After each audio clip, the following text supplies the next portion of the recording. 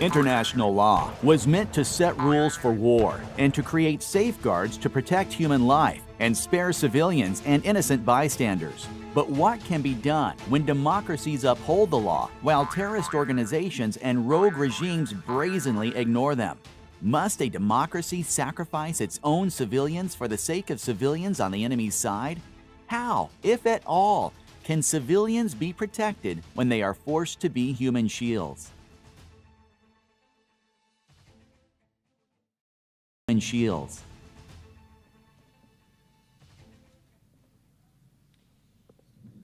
Good morning, and thank you very much all for coming. It's a great pleasure to see this, all of you here.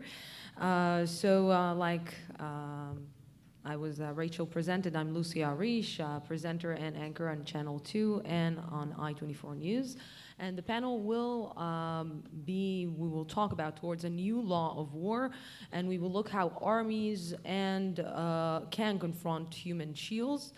These situations in which weapons are stored in and fired from residential and other civilian areas. I want to present our distinguished panel and panelists here today. I want to start with Bassem Eid, prominent Palestinian human rights activist. Thank you very much for coming. Thank you.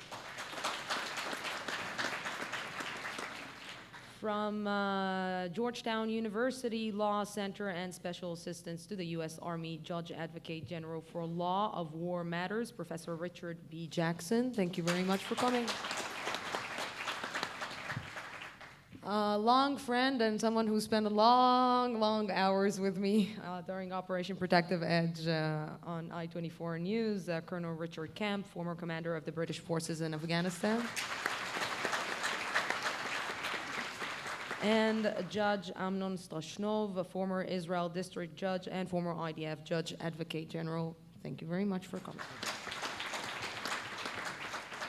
So, first of all, I want each and every one of you to present yourself and to present the way that you are seeing the situation. But I will start with one question to all of you, and which I would like to know. You know, the use of human shields maybe in one way or another can be justified when terror organizations are using this method. But when democracies, when countries that are obliged to international law using this method, this brings questions, let's say, all wide, and maybe puts us in front of the mirror and puts us in thinking, should we or should we not do it to protect maybe the majority of the people who are living in the country from,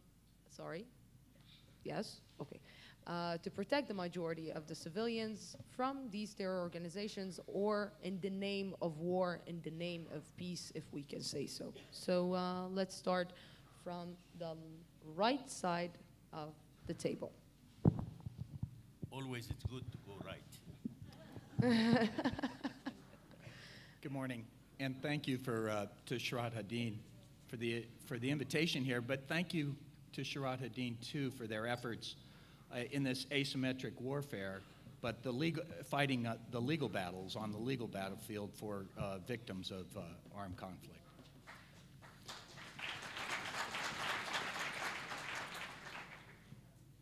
I'd like to say really what General Gentz started with, and that's the proposition that his mother, may she rest in peace, presented to him. And she said that she asked him not to stop fighting, but to provide humanitarian assistance to those in need. And what she was presenting there was the balance in the law of war between military necessity and humanitarian concerns. So human shields presents the most difficult of the issues with regard to establishing that balance. And can the law deal with it? Yes, the law is clear in this area, but not precise enough for the commanders on the battlefield to deal with the issue of human shields. What it really requires is techniques, tactics, and procedures, and rules of engagement, like General Friedovich mentioned, to modulate the use of force on the battlefield and assist the commanders in applying the principles of the law of armed conflict to this very difficult problem. The principle of distinction is very clear. General Gantz talked about it.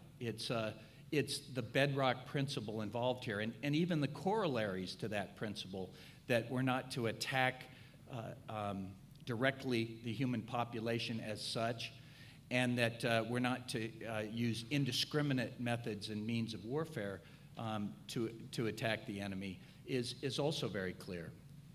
The requirement to use precautions in the attack, as General Gantz mentioned, to warn civilians away from a potential target. But it's also important to emphasize that there are reciprocal obligations under the law of war for the enemy on this battlefield. And the enemy also has a specific obligation to separate civilian objects from military objectives, to separate civilians from combatants on the battlefield. So the law has to emphasize both sides of that balance. So how do military officers do it? They do it by developing techniques, tactics, and procedures and rules of engagement, which are a rheostat for the application of force to modulate the use of that force to take care of both concerns. The first time I ever was faced with this issue by a division level commander was in an exercise in 2000, where we had something called the contemporary OPFOR, the opposing force that were using asymmetric tactics in order to prepare our forces for those types of tactics. The first situation that was presented to us was a enemy soldier firing a mortar from the middle of a refugee camp, and the response to that assault or that threat was very interesting from the division artillery commander. He said that his division artillery would detect the incoming missile or incoming mortar rocket or mortar, and would figure out exactly where that round came from, and then launch a battery 3 response for counter mortar fire against that response. A battery 3 response would have basically obliterated that refugee camp. And so we said, time out, let's think about this. Let's think about a means of delivery and response to that threat that will take care of the humanitarian concerns and balance the military necessity to respond to that threat. So what we did was insist on having eyes on the target, not just a Q-37 radar to detect the location that it was coming from, but also eyes on the target to respond and to adjust fire one round at a time to deal with the mortar, and then to use precision ammunition to respond to it. My colleagues in Iraq in 2004 were facing the exact same problem.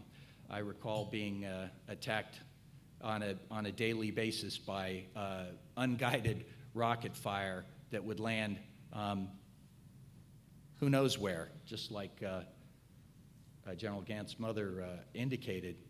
And we would respond with precision capability if possible, but sometimes we didn't respond at all because the idea of the enemy was to get us to respond with overwhelming force and to create more civilian casualties, to create more of a debate and discussion. So the Corps level commander in Iraq at the time said that he was going to approve the response for indirect fire in the populated area of Baghdad. In fact, he said that the brigade commander who had those artillery assets available to him could not fire his artillery in response to an attack from the populated area. So this was a rule of engagement that the Corps commander used to modulate the use of force in response in order to protect the civilians during when human shields essentially were being used to protect their mortar and rocket positions. So what I would suggest is that we can adopt techniques, tactics, and procedures that our militaries are resilient and adaptive enough to respond to this asymmetric threat with means that are precise and engage the threat without creating excessive civilian casualties. Colonel Kemp. Thank you. First of all, it's a real pleasure to be here in Jerusalem. And also it's a real pleasure to be moderated, if that's the right word, by Lucy. It's easy this time. She's asked a single question, and normally I get cross-examined in front of her television cameras. So anyway, thank you very much. I'll be nice this time. And congratulations on lighting, it wasn't the Olympic torch, but the torch.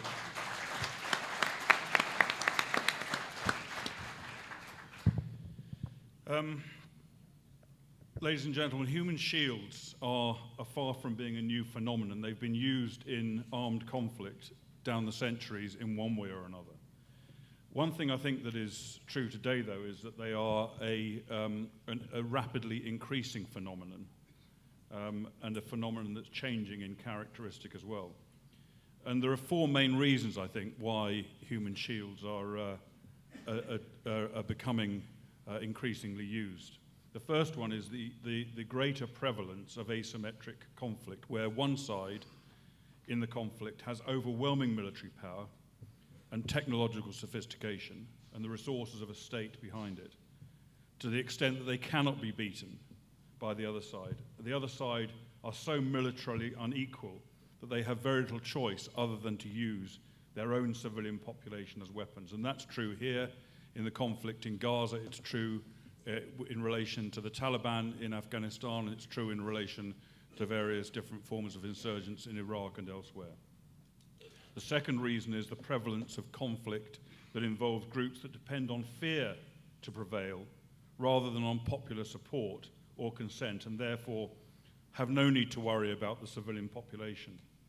Combined also with the rise of religiously driven groups that consider human sacrifice of their own people to be very much subordinate to the cause that they are pursuing.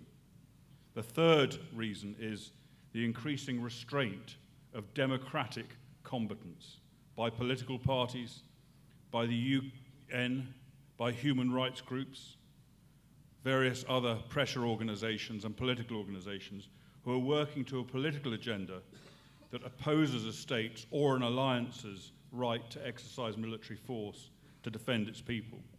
And all of this is amplified hugely, and multiplied by an ever-present and increasingly vocal and influential media. And linked to that third point is the increasing use of political warfare against Western powers. And I include Israel, of course, as a Western power, often sponsored, motivated, and encouraged by supporters of the elements that are in combat with the West, such as Hamas and Al-Qaeda, but also by enemies from within our own countries. Human shields are no longer deployed on an ad hoc basis that might have limited the effect on opposing forces. They're frequently now used as primary weapons and tactics of war, part of a strategy, an essential part of a strategy that depends, in many cases, almost totally upon them. And that includes groups like Hamas and Hezbollah, the Taliban, Al-Shabaab, and many others. And that presents, these four issues, I think, present a number of dangers to us. Firstly, and obviously, they significantly hinder, human shields significantly hinder direct effective targeting of the enemy. Secondly, They lead to a large number of civilian deaths because, of course, no sane military force could simply allow itself to be prevented from operating by the presence of human shields. And so attacks do go ahead when there are human shields there, and human shields very often die as a consequence. They also have large scale and often forgotten about traumatic effect on the civilians who are used, who are coerced and forced by the people who are supposedly responsible for them, forced to become weapons of war. Thirdly, they lead to the demonization and the undermining of democracies, both among populations at home and internationally. They can also undermine support for democratic armies among the civilian population in a combat zone, especially when human shields are killed and traumatized. They undermine the democracy's ability to protect themselves. And fourthly, they restrict democratic armies, they limit their options, they reduce military efficiency, and they expose soldiers to increased danger. Now, when military forces encounter new or developed weapons, technology or tactics, they usually work out ways of overcoming them, neutralizing them, or reducing their effectiveness. In general terms, and I don't say this is exclusively the case, but in general terms, our reaction, both militarily and politically and legally, to the increasing use of human shields has been the opposite to the norm. Our reaction to them has had the effect of making them more effective and further encouraging their use. Not only militarily, but in particular, I think, politically. In Afghanistan, British and American troops frequently withdrew from combat if they were attacked from behind human shields. They frequently had explicit instructions that they were not to return fire if they encountered an enemy using human shields, not to return fire irrespective of any proportionality calculation. They were simply to withdraw. Many times targets were not attacked and enemy high-value targets escaped and their weaponry was preserved to kill again another day. In other cases, warnings were given, enabling the enemy to reinforce or redeploy for a more effective operation, to escape or to increase the number of human shields. Politicians, national leaders, the UN, human rights groups, NGOs, academics, the media, all encourage the use of human shields by placing greater blame on those who kill human shields than those who use human shields. This has been true in Afghanistan and in Iraq, and it's particularly true, even more so, in relation to Israel, as we saw so extensively in the Gaza conflict last summer. If you reward an enemy in all of these ways, you encourage him to repeat and increase the use of these weapons and these tactics. So what is the alternative? Think of the commonly accepted response to kidnapping, hostage-taking, aircraft hijacking. Most people agree that the way to deter kidnappers is not to pay ransoms or grant them the concessions they demand, such as prisoner release. The only reason kidnappings continue is because ransoms are paid and concessions are met. It's exactly the same with human shields. Human shields continue to be used and are used increasingly because they work, and they work very effectively indeed. The only way to stop them is to stop their effectiveness. Not an easy thing to do, but it can be done, arguably it can be done, on two levels, militarily and politically and legally. On the military level, there would need to be greater reluctance to be deterred by human shields. In other words, commanders would need to be more willing to apply military force even when it risks the lives of the human shields. A more robust approach to human shields, of course, needs to be legally permissible. I'm not in any way advocating the unlawful slaughter of civilians on the battlefield, even when they're human shields. In terms of the principle of distinction, we can assume that voluntary human shields, people who are deliberately and willingly placing themselves among or in front of the enemy forces, are contributing to the enemy's efforts and therefore should lose their status as protected persons. They're therefore liable to be attacked and killed as with any other element of the enemy force. Of course, in practice, it is really hard, often, sometimes impossible, to distinguish between a voluntary human shield and an involuntary human shield, and exactly to define what the two are. So this distinction is likely to be of limited value. Secondly, the calculation on whether to attack when human shields are presented usually revolves around the question of whether civilian casualties will be excessive in relation to the immediate, concrete, and direct military advantage, i.e. the proportionality calculation. But perhaps we should look at a different proportionality calculation when we're talking about combat operations where human shields are being specifically used. And maybe a proportionality calculation that allows potentially greater collateral damage than we would normally accept. And maybe we could look at the wording of the Rome Statute that was created to form the International Criminal Court adopted as their effective definition of this. And what they said was that intentionally launching attack in the knowledge that such attack will cause incidental loss of life or injury to civilians or damage to civilian objects or widespread long-term and severe damage to the natural environment, which would be clearly excessive in relation to the concrete and direct overall military advantage anticipated. Now that definition, if you like, changes the proportionality calculation. And it's a more modern definition of proportionality than the one we're used to dealing with. It does not limit the proportionality calculation to the immediate military advantage of a specific operation, the immediate concrete advantage. It talks about the overall military advantage. And secondly, it gives greater scope, I think, for inflicting, undesirable though it may be, but for inflicting collateral damage, because it refers to clearly excessive in relation to the concrete and overall military advantage. Arguably, it allows the commander to take account of a much longer-term military objective rather than only the immediate one. It allows him the need to preserve the effectiveness of his military force in this and future conflicts, as well as just achieving his objective. In other words, saving the lives of his own soldiers. And it also maybe allows him to deter the enemy from using human shields against him, thereby saving civilian lives in the longer term and preventing use of civilians as a weapon of war.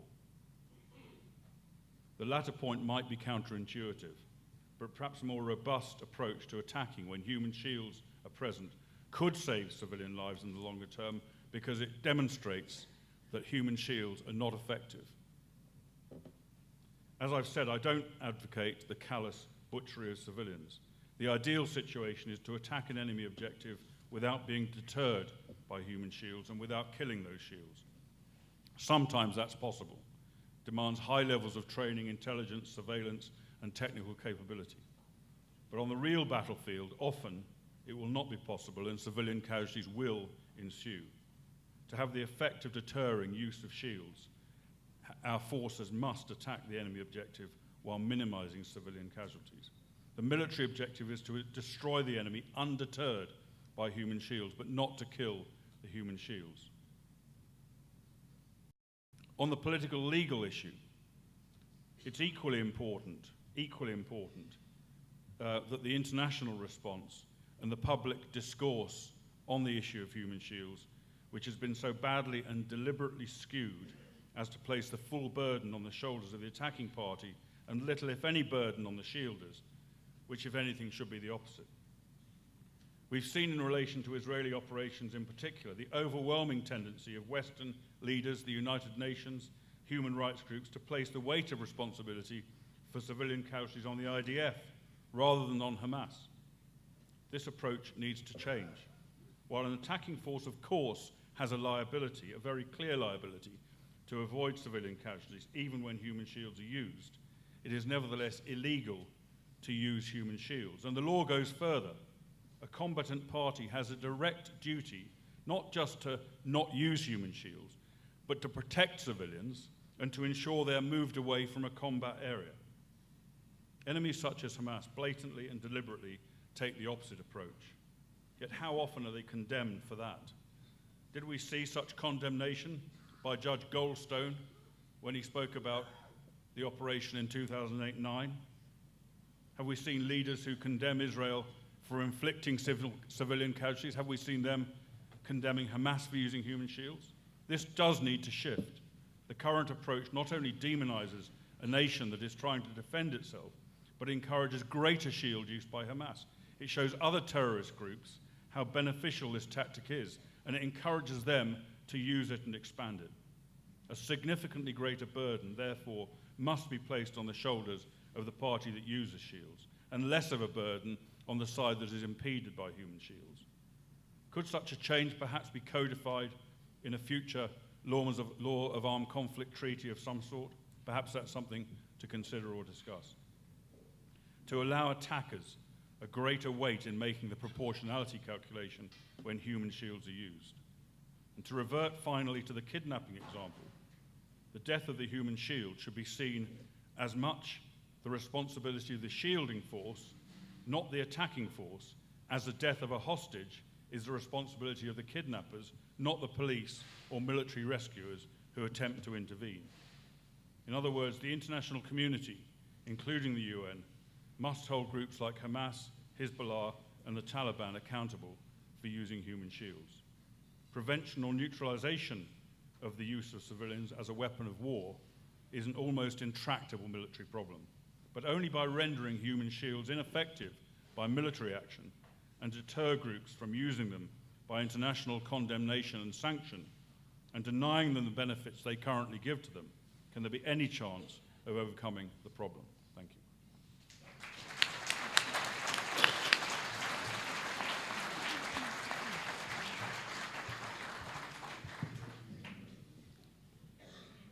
Thank you very much. I am neither a lawyer nor a soldier, so I can feel free to say whatever I want. I was last week in Boston at the Harvard School, at the Harvard University, at the business school to participate in a conference about economic prosperity. One of the students approached me and he asked me a question. And he asked, why there is no enough media coverage towards what's going on in Al Yarmouk refugee camp in Syria? I gave him a very, very simple answer. My answer was, no Jews, no news.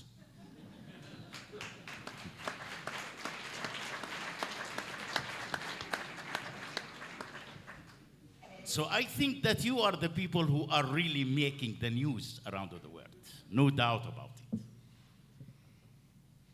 Sometimes, not only those terrorists who are using their own civilians as a human shield should have to be accused, but sometimes also the civilians themselves should have to start waking up by knowing and realizing that rights never ever been given by any kind of leaders or governments. Rights must have to be taken. And that's what I want to see right now, especially in Gaza, a kind of a Gazan spring against the terrorists who are ruling their daily lives. On the other side, what people can do. I remember a few years ago when the Hamas started digging the tunnels in Gaza. They came to the people and they told the people, listen, we are going to dig a tunnel under your house. But listen, that is not going to be free. Every month, we are going to pay you $50. People called me and reported to me about that. Then I told people, listen, don't agree. Then people said, If I will disagree, will they welcome my decision? Probably I will be killed for that. So it's the opposite. It's much better to accept it in terms to survive. Probably I must have to tell Hamas that why to dig only one tunnel under my house? Make 10 tunnels, then I can get $500 a month. This is how Hamas is ruling the daily life of the Palestinians in the Gaza Strip. I want a little bit also to go backward towards what the former Chief of Staff Benny Gantz said about the hospital that Israel founded on the Erez checkpoint, that only 50 Palestinian patients or injured has been accepted to that hospital. I want to tell you much more further than that. On the first week of the war, when the Israeli army started sending alerts and messages to the people in Beit Lahia in the north of Gaza, asking them to evacuate their houses, I don't think that the army was interested to demolish any house in Beit Lahia. But because the army found the tunnels, then they decided to call the people to evacuate the houses in terms to bomb the houses with the tunnels. The people almost prepared themselves to leave the houses. What Hamas did, they sent their gangsters to the entrance of Beit Lahia, and they start forcing people to go back to their houses by calling them an Israeli collaborators. And that's probably one of the reasons why the number of the killed people was increased in the north of Gaza. Hamas is not care about the people. I think that Hamas is care only about one thing: how to reconstruct their own tunnels and how to reconstruct their own military capability. They are not care about the people. They are not care about the reconstruction of the Gaza Strip. On the other side, is really the international community worried about new laws of war, or the international community is much more interested in wars? I never ever heard that there is any international organization tried to raise the issue of the human shield around the world. Neither the Amnesty International nor the Human Rights Watch. So I must have to say, thanks to Shurat HaDin, who made this vital conference possible.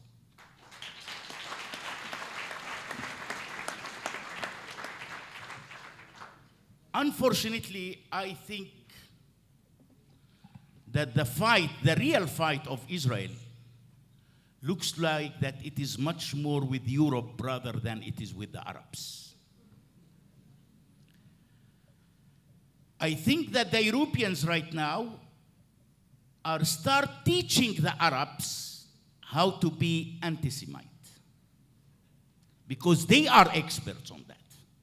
We are not. I don't want to mention Scandinavia here. It's much better to maintain on Europe as all. I don't think that the international community is really interesting to put an end of the violence in the Middle East. And why we should have to link between Israel and the human shield?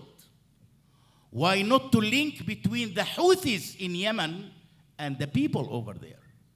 Why not to link between the Palestinian militants in Al Yarmouk refugee camp who are using the Palestinian refugees as a human shield?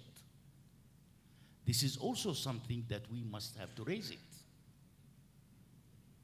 I don't want to be stuck all the time with my own words, no Jews, no news.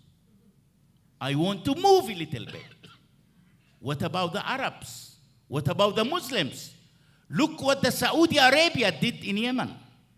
More civilians killed over there than the militants of the Houthis. I didn't hear even one word from the so-called UN. I don't think that the UN has any kind of credibility right now around the world.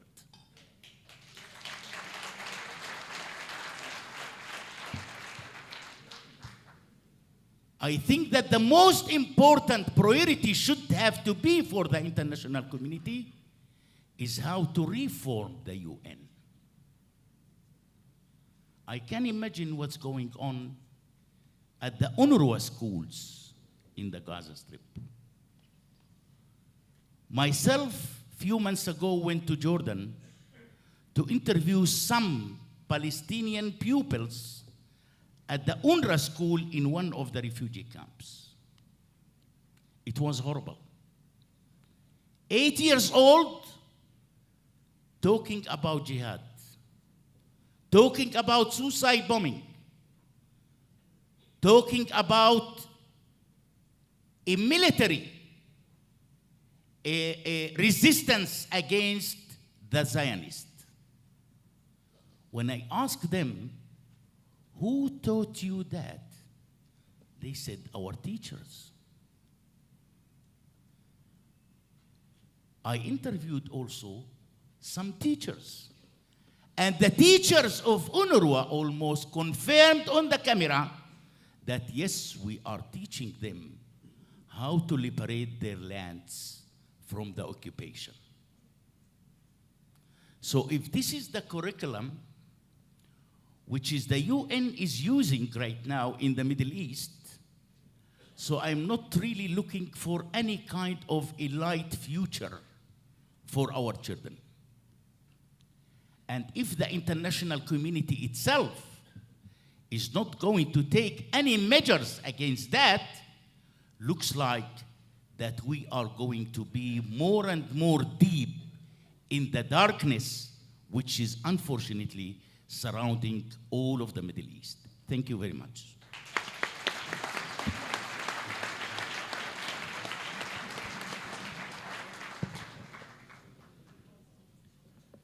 Good morning. Thank you for both the pleasure and honor given to me to speak with you today. I utterly agree with Colonel Kemp that it's good to be again in Jerusalem, with the exception of the traffic from Tel Aviv to Jerusalem, which takes about 2 hours. But here I am. I would like to talk to you from the legal point of view about a landmark decision given by the Supreme Court of the State of Israel a few years ago relating to the early warning procedure, which was handled at the time by the Israeli army and reflects the legal point of view of the State of Israel actually against using human shields as well as by defender, but also by the attacker. The procedure of early warning, or also known as neighbors procedure, said as follows.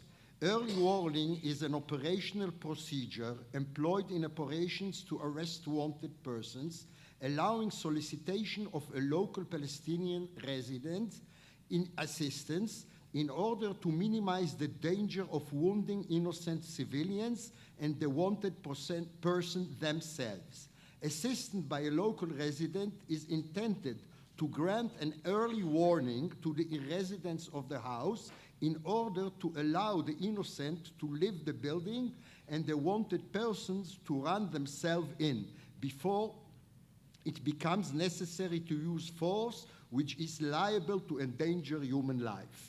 In other words, the procedure was that the Israeli army, while knowing that there is a wanted person, terrorist in a certain house, could or did take a civilian, the Palestinians, an innocent guy who didn't have nothing with terrorism or with the people in the house sometimes, and send him to the house in order to tell the terrorists to give in and to warn the innocent people, let them get out.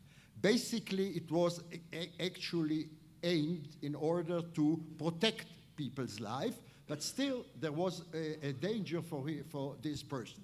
Another example was that the army asked one 14, 15 years old guy, a Palestinian child, to open a big bag because they were suspecting that it has explosions in it.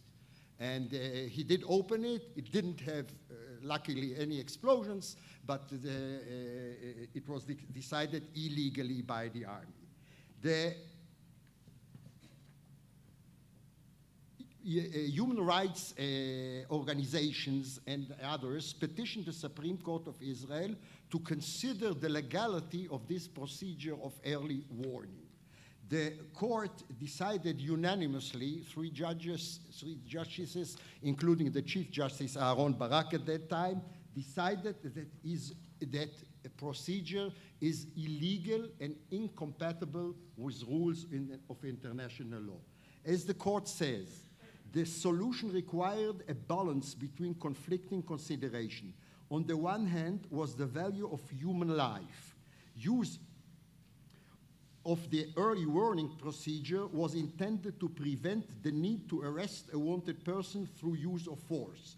In this regard, the procedure was intended to prevent damage to the local residents who were in the same place as the wanted person. Safeguarding the lives of the civilian population was a central value in the humanitarian law applicable to belligerent occupation.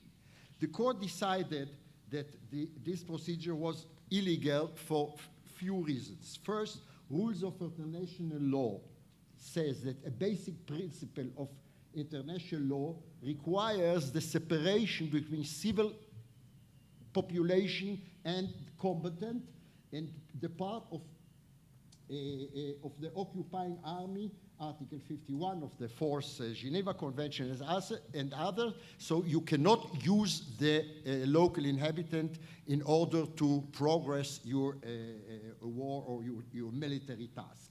Another principle is that it's prohibited to use protected residence as a part of the effort of the occupying army. The state didn't argue that it's, of course, using them as human shields. The state agreed that using human shields is forbidden and should not be exercised. What the state argued basically is two things. First of all, that there is a need to consent by the Palestinian, by the person who is sent to make the early warning, and it doesn't endanger him. The court said two things. Consent, you know, sometimes there are, we know in life there are offers you cannot refuse. And you don't know how much he was harassed to do or how much he was, because maybe he was afraid of for his family or other children and so forth. And about the danger, you couldn't tell if there is danger or there is not a danger until it is executed, and then it might be too late. At the end, the final decision of the court was that it is illegal and should not be exercised. The state and the army was very unpleased, to say, to understate it, the words, and asked for a further hearing. You know, when the Supreme Court of Israel is sitting on a bench of 3 judges, it can make a broad panel of 5 justices, but this request was also refused, and this practice, this procedure of early warning had to be stopped and never exercised again. Israel, in general, is always between the hammer and the anvil. The hammer is the needs of security, and no question there are needs of security. You heard General Gantz and you heard General Foimovich. and needs of security are very important. On the other hand is the anvil. The anvil is human rights. We are a democracy. I remember when I was the chief military officer, the Judge Advocate General at the time, and Dan Shomron was the chief of staff, and he said, you know, from a military point of view, I can finish the intifada. At that time, that was a small intifada, in 1986 till 1991. I can bomb, I can send tanks, I can send airplanes, and in no time it can be finished. But what will be the consequences, you can tell. Another point, maybe the last one, I don't promise, but maybe, is that Israel must take, especially Israel, but everybody actually must take into consideration the ramification of its deeds, even if it is legal. Not everything which is legal is also wise to do, said once. The Minister of Defense, the late Minister Rabin, when they abolished the house and in the West area, and the destruction of house was very, very serious, and children were crying, and an old lady was looking for their things, and also then Rabin said to the military commander, "Why did you do that? Why did you ruin this house?" He said, "Everything is okay. I got a legal advice from the legal advisor." So Rabin said, not everything which is legal is also wise to do. And I think we have to take into account that, as it said in Professor Schmidt article, says as follows: a prudent attacker will always consider, for instance, the risk of domestic and international blowback resulting from the scene of dead and injured civilians certain appear around the world in near real time. And that's, in my opinion, the real problem of the state of Israel. As Bassem said also, that's the problem of Israel. Israel is now considered as the strong guy, the mighty guy, the bully of the Middle East, and the Palestinians are the poor, the miserable, the suffering ones. I agree that most of them suffer, but that is due to the behavior of the leaders and the Hamas leaders, which built in Gaza Strip. We know that since we left the Gaza Strip, there is no Israeli soldier, no one settlers in Gaza, so they could have, if they wanted, to build schools and hospitals and roads. I didn't hear about many hospitals and roads that they built there. I heard about many tunnels and weapons and mortars and bombs that they send to us. So it's more in their hands. To finish, to summarize, it always reminds me about the late Golda Meir saying many years ago, which seems to me to be also appropriate now, better have bad press than good epitaph. Thank you.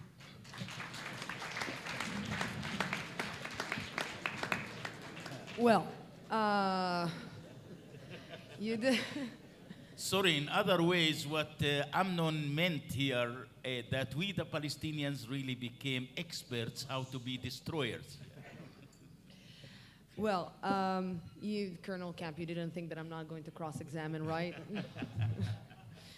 I want to start with Professor Jackson, and each and every time that I have the opportunity to speak with someone from the United States, I'm trying to understand the stand of the United States here in the Middle East and how it's seeing the situation, because for me it's a little bit confusing, and maybe I'm naive, but maybe you will try to explain this to me. Because with the United States drawing some red lines, with the United States talking about the use of chemical weapons, with the United States having arguments within itself with the use of drones, with the United States using or helping, we just heard about the Saudi Arabia with cluster bombs, supplying cluster bombs in Yemen, with the United States helping in barrel bombs in Syria or supplying barrel bombs in Syria. And with the United States going against the use of human shields, I need really to understand what is exactly the stand of the United States concerning this. And isn't it, and I'm sorry for saying it, some kind of a hypocrisy from the United States to come and try to show us here in the Middle East and the chaos of the Middle East how we should be treating each other, when maybe in one way or another it's supplying us the way to treat each other. Wow. First of all, I have to say I can't speak for the United States or the United States just government intrigued. or I'm the just entire intrigued, people of the you United know. States in this regard. I'm an adjunct professor at the Georgetown University Law Center, and I'm speaking here in my personal capacity. I should have said that up front.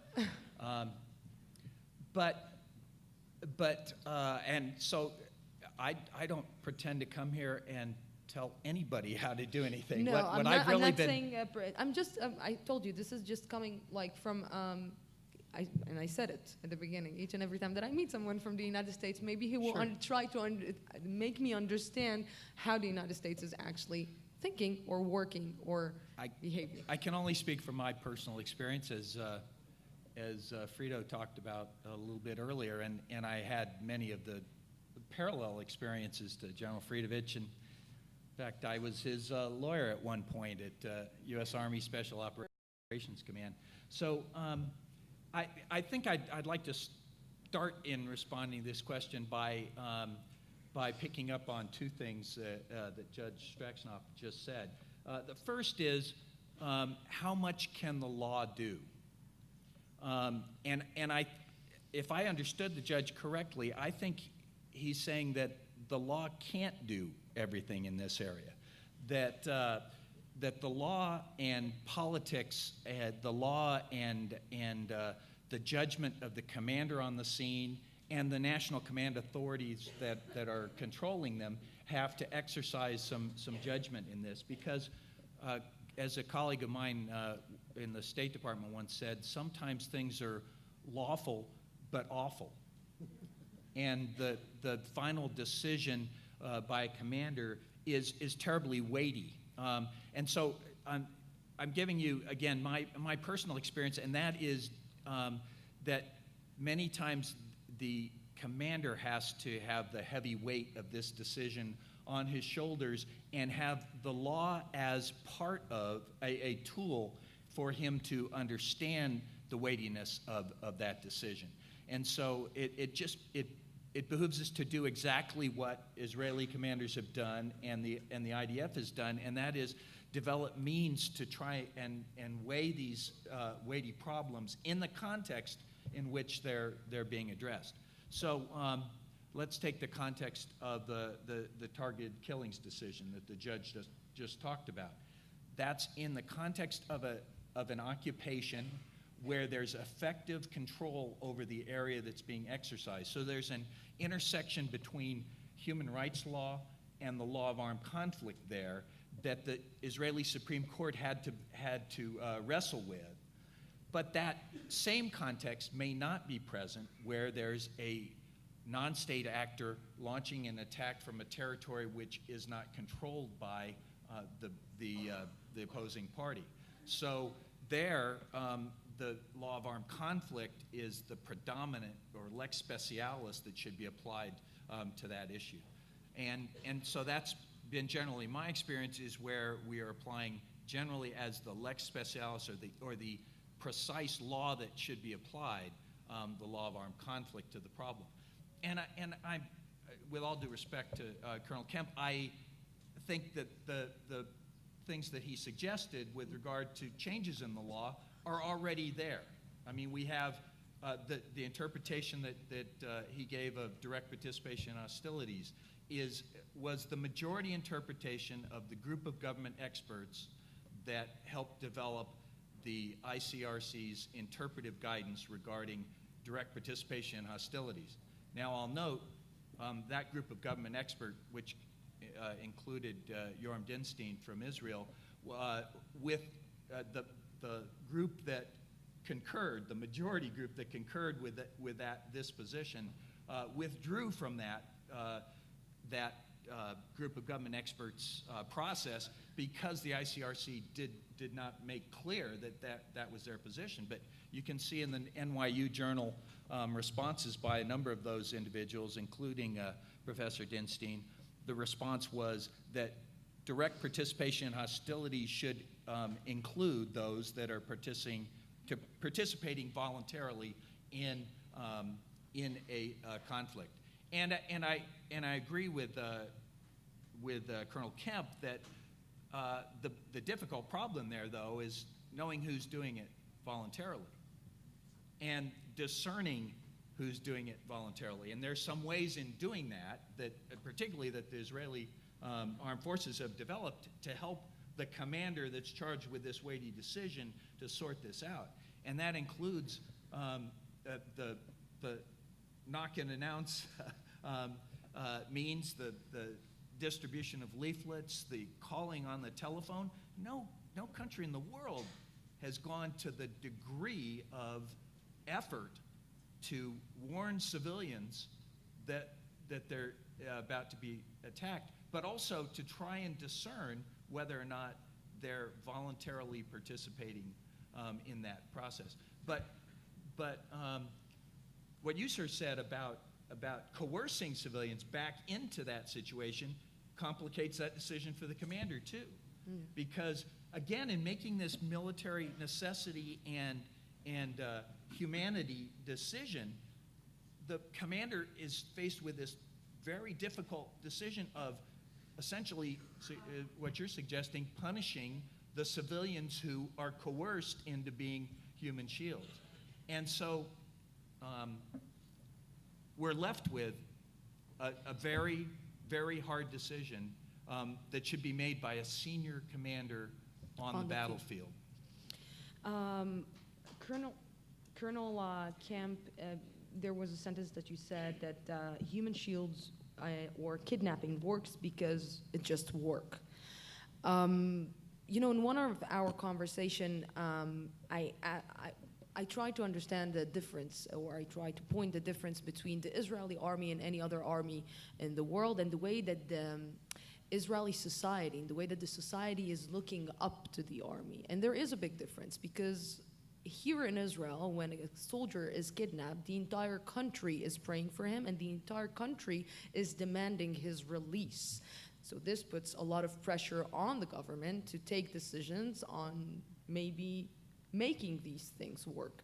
In another country, when a soldier is being kidnapped, it's another soldier that is being kidnapped. And there was one sentence that you once told me, Lucy, when you're going to the battlefield, you are going with the knowledge that you might get killed or you might get kidnapped. And this is something of a knowledge that maybe the Israeli society finds it hard to digest or to accept, that a soldier, maybe when he's going out of his house, he might not be back. This puts a lot of pressure also on the decision making to help it work, that kidnapping work, that human shields work, the use of human shield work, because maybe we are under too much pressure from the Israeli society, from the society that takes it really personal because it's their children. I think you're absolutely right, but I would correct you slightly, in as much as if a British soldier is kidnapped, for example, in Afghanistan, this is not just another soldier that has kind of become a casualty. I think the whole country will be galvanized in exactly the same way as they would here in Israel. And I think that probably would apply to pretty much any Western liberal democracy. Like, what do you do so it won't work? So it won't work, so human shields won't work, so kidnapping won't work, and it won't be used with as a method in a battlefield or as a method in a war. Yeah, I mean, it is incredibly difficult, but I think, as I tried to allude to, I think for human shields in particular, and the same principle applies to kidnapping, if we prevent human shields from being effective by not being deterred from attacking a target by the fact there are human shields there, I don't mean necessarily kill the human shields, but certainly maybe take risks as we're allowed to under the laws of armed conflict. I think one issue in relation to Hamas that people often don't really realize, I'm sure most people here realize it in Israel, but outside of this country, few people seem to realize it, is that Hamas's objective in using human shields is not so much to protect their weapons and their fighters from Israeli missiles or Israeli infantry, whatever it might be. It's not really that. That's not the objective of their human shield use. That's more the objective of human shield use by some other groups, but not Hamas. Hamas's real objective in using human shields is to have those human shields killed. It's to lure and encourage the IDF to kill their people, because that's the only weapon they've got. They've got plenty of rockets, plenty of missiles. It doesn't matter if they have a few fighters killed, if they lose a few missiles or some of their infrastructure. What really matters to them is to bring the world's opprobrium down onto Israel for killing Palestinian civilians. And that is where the world falls into the trap. The world, I say, who am I to say the world, but I'm talking about political leaders in Europe, in the United States, in the United Nations, and so on, to unreservedly condemn Israel when civilians die. And that's what happens. General Gantz himself said this morning, Israel lost the battle before it had even begun in terms of world opinion and media. And this is where I think, perhaps more than in military terms, whereas you can ignore the fact there are human shields there, you can take out the target, risk killing civilians, and maybe you deter the use of human shields. But the real way to deter the use of human shields by Hamas, or not encourage it, is by not absolutely, utterly, unthinkingly condemning Israel for killing civilians. That's what encourages it. That's why they do it. They do it for that purpose. And they will continue to do it because that has the desired effect. Look at all the criticism that came down on Israel constantly throughout the operation in the summer. Look at the Goldstone report. I've not seen it yet, but look at the report that's about to come out from the United Nations in June. That's the problem, and that's why I think the most effective way of preventing Hamas's use of human shields is by somehow, and I don't know how, and don't ask me how because I can't tell you, somehow getting the international community to change their perspective, not to condemn Israel for attacking human shields, but to condemn and sanction and punish Hamas for using human shields.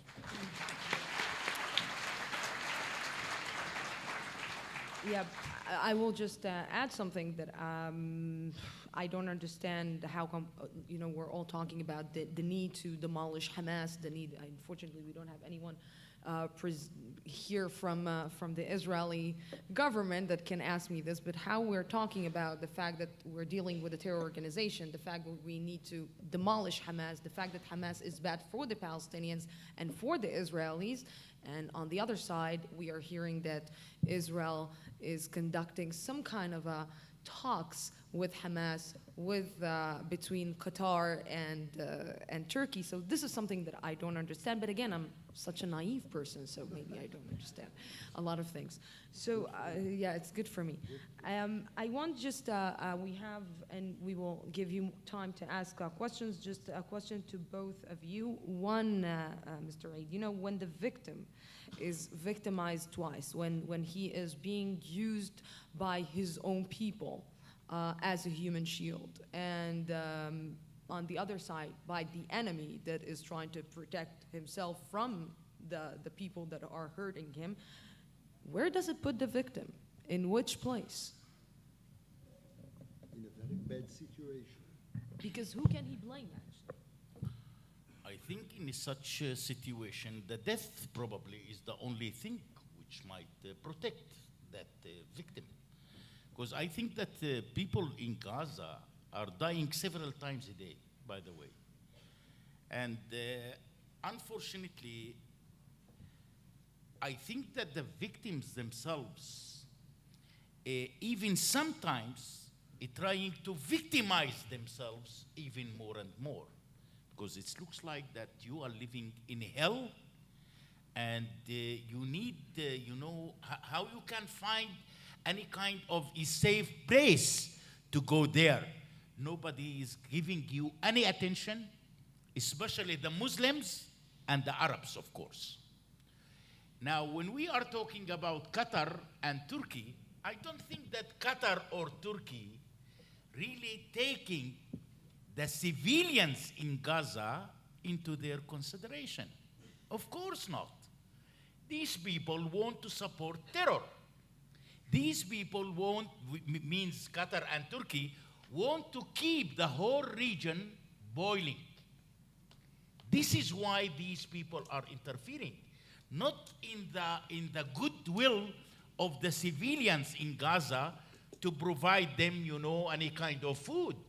Since the war stopped last summer until today, I am seeing only that Israel is the only country in the world which is feeding Gaza. Feeding Gaza until today. 22 Arab leaders standing on the roofs of their houses looking to the Israeli lorries who are supplying the water, the medicines, and the fuel and the food to Gaza. What they are doing to us. I think if you will come to the Gazan people right now, I believe that the majority of the Gazan people these days are considering the Muslims and the Arabs as the real enemies of Gaza rather than Israel. Thank you. Yes, and I want to add one more question to you. Mr. Stachinov, try to explain to me how can a soldier go out and fight on the battlefield when Israel let's give the example of Operation Protective Edge.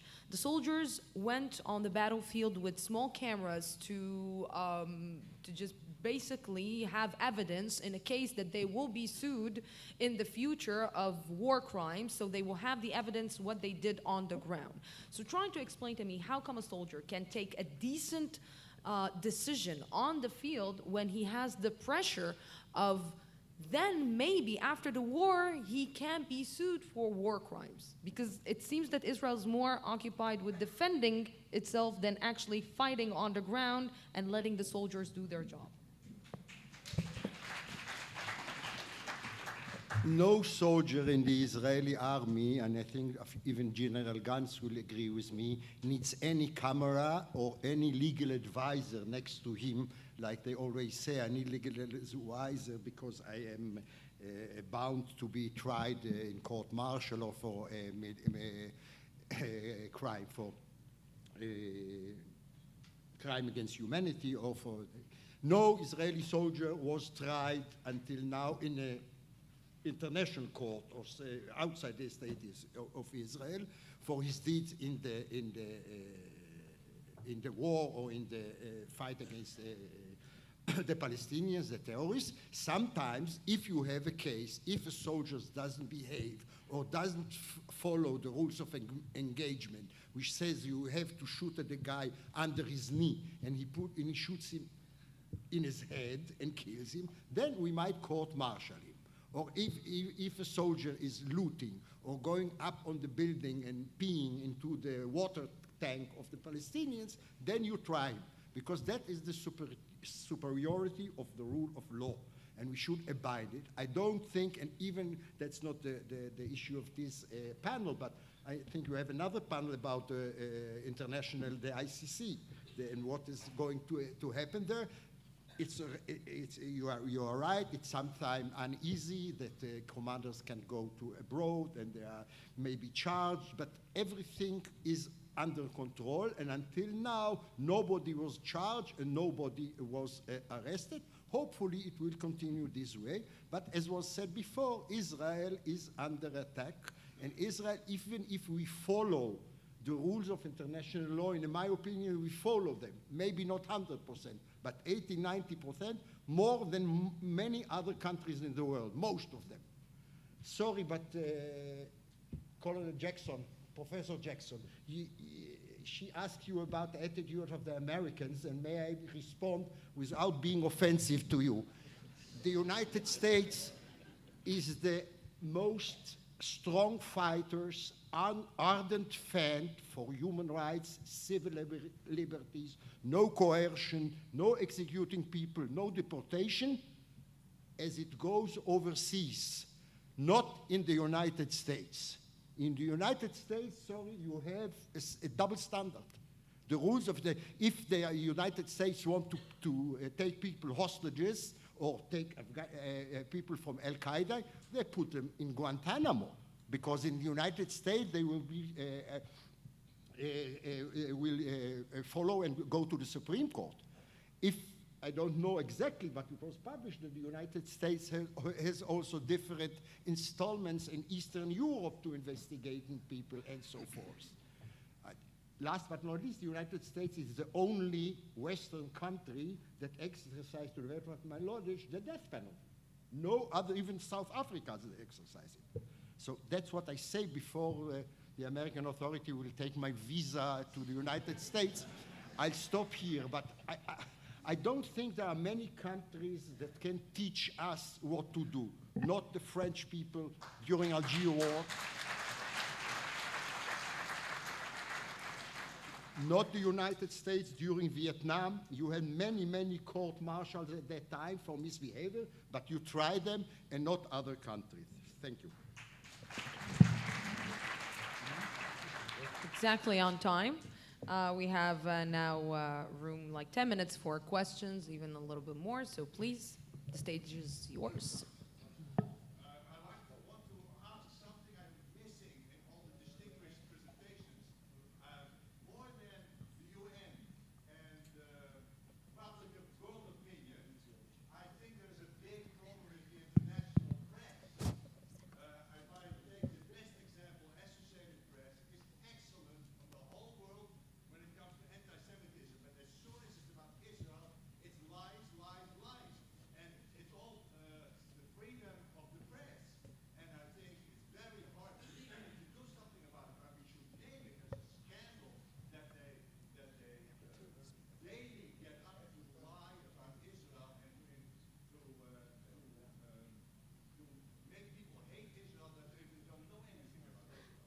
Thank you, sir. We're going to have Mr. Solomon. You have a question for the panel? Yeah. Hopefully I can frame this correctly. I want to I want to ask you about this issue about what I want to call ideological leakage into the legal system, about international rules of law. Because behind a lot, and let me explain what that means. I've been working in the legal system for 20 years. I'm not a lawyer myself, but here's ideological leakage. If you think about, let's say, general civilian rules of law, let's say in Russia versus Holland versus the United States, you will see that the rules of how people, let's say, litigate or the criminal rules of law are based on that society. There's ideological leakage that goes into how the rules are put together. My greatest fear of all this rules of law stuff, let's say going in the issue of human shields, is that there's underlying ideological leakage going on about the left and the right that gets then incorporated into it. So for example, the group that was working with the ICRC that was brought up earlier. Well, what's really the ideological underpinnings of how the ICRC deals with the Geneva Convention? I think that's very important. I've met many professors, especially from the Hebrew University and from Tel Aviv University, who consult on international rules of law. They sound like they work for Hamas. They're so left of center. So I would like you to please explain what you think are the issues around international rules of law from an ideological perspective of how that really leaks into the deliberations and how these rules of laws are put together, because I think that's one of the major issues Israel's having to face as it's trying to address those problems. Thank you. We have to be really fast. We don't have a lot of time. So which speaker wants to take on that question? I'll try. In 60 seconds or less. Sure, I can address it. Well, with respect to the ICRC, I think the ICRC tends to try and be the interpreter of international humanitarian law, as they call it, or law of armed conflict, but it's states that determine what the law is in this area. So that's partly the reason behind the withdrawal of the group of government experts that I referred to.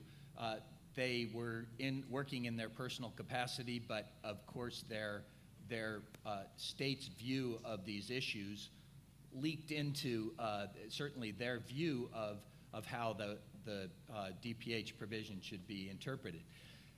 But the interpretive guidance in this area is about a phrase in Additional Protocol 1 and Additional Protocol 2 that says that civilians lose their protection under this chapter, meaning from attack, if they directly participate in, unless and for such time as they directly participate in hostilities.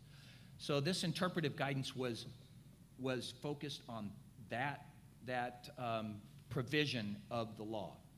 And there certainly was some ideological perspective pushed into that interpretive guidance. In fact, there's two prominent provisions of the interpretive guidance that cause the group of government experts to withdraw.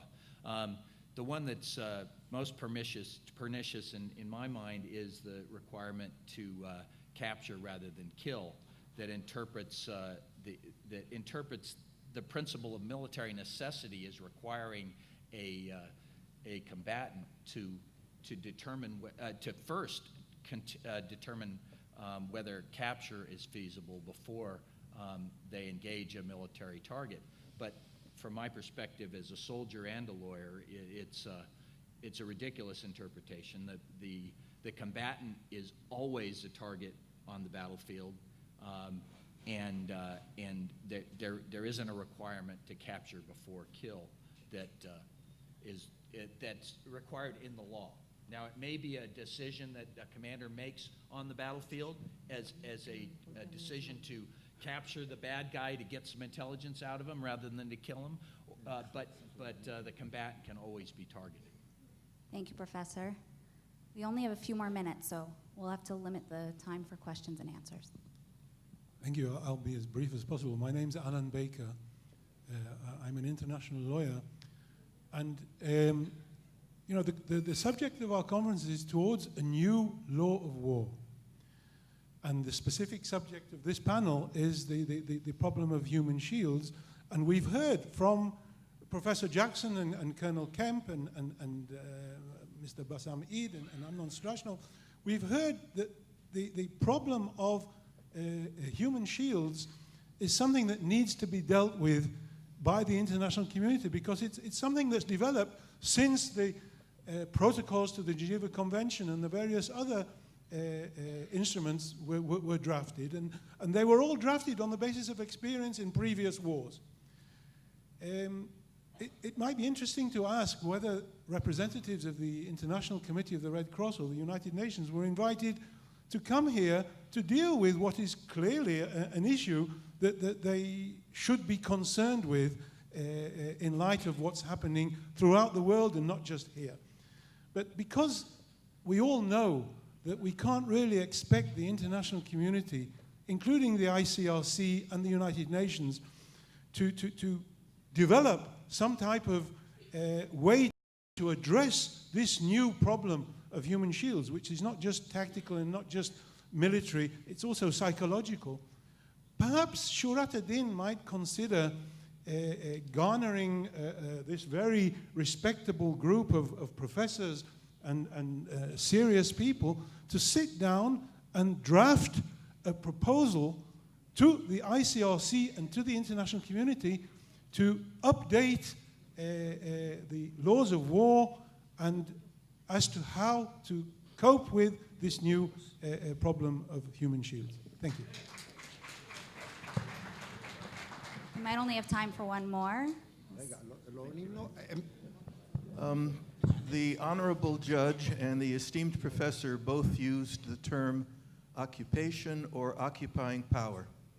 How would the laws of war change, in all your views, if the occupying power, assumed here to be Israel, were not viewed as occupying, but viewed as a claimant to the territories of the West Bank, as having rights to be there?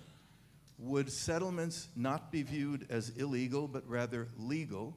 Would conflicts not be viewed as items of issues of war, but of issues of police and treatment of civilians per se? How would your views change if one were to advocate for the notion that Israel's not occupying anything, Israel's claiming? Judge Strashnov, you want to take that one? Well, what the speaker said is actually make an annexation annex Judea and Samaria to the state of Israel, and everybody will have, no, I don't favor it. Hold your head, horses.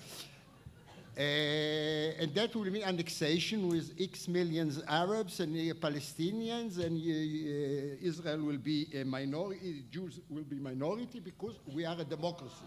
And in democracy, everybody has the right to vote and the right to be equal.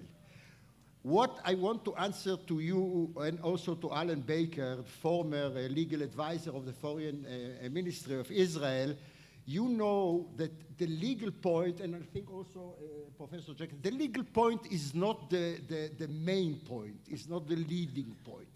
And if you say, okay, that you kill human shield is not allowed, and if they use human shield, you are allowed to kill those. Would it better the situation of the state of Israel in the eyes of international publicity or press? Nonsense. Israel is blamed for what it does, even if you will follow word by word rules of international law. And I think we follow, as I mentioned, 80 or 90%, fine with me, more than others do. Then we will be blamed and condemned daily and daily for being strong and being mighty. I agree with what Alan Baker said, and that's a good recommendation, that rules of international law relating to hostage, to shields, to human shields, can be amended, can be transformed to the current situation in a way. But if somebody thinks that the solution will bring Goel Letzion, is wrong, unfortunately. We're going to have one last question. We have a student here from IDC, Kyle. Hi, thank you for speaking today. My name is Kyle Blink. I'm a finance and entrepreneurship student at IDC. My question is that it seems to be an agreement in the room and by those who spoke that there won't really be a change in the world's view of how Israel and other democratic states relate to human shields and the casualties that causes. So not to ask a question that may be much out of my years of depth, but is there a possibility, and this is coming from a soldier, that the only actual force of change in this is to what the world would consider a disproportionate amount of force in those situations, which in Israel might be considered more of a proportionate amount of force, to then change the facts in the field that it won't be direct attacks and it won't be Hamas has more fear of the people, but dealing with the actual situation on the ground instead of the world's view, which seems to be is unchangeable at the current stance. Thank you. Somebody wants to answer? Okay. Good point, Kyle. I want. Yes, Bassem. I really like the first question. Gentlemen, you are there, about the media. Yes, you are hearing me. Yes, I totally agree with you, but don't talk only about the international media. You must have to include the Israeli media, by the way.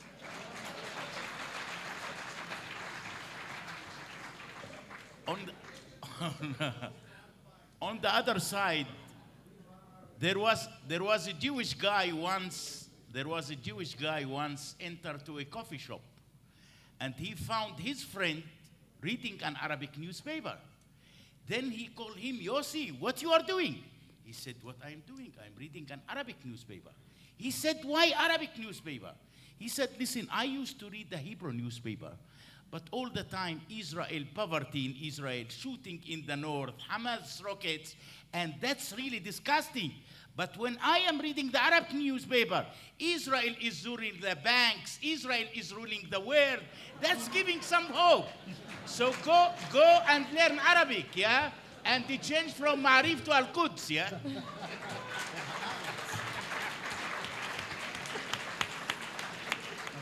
Yes, one sentence, please. Yeah, I'd like to respond to one of the previous comments, and that is that in 2004, 2005, the U.S.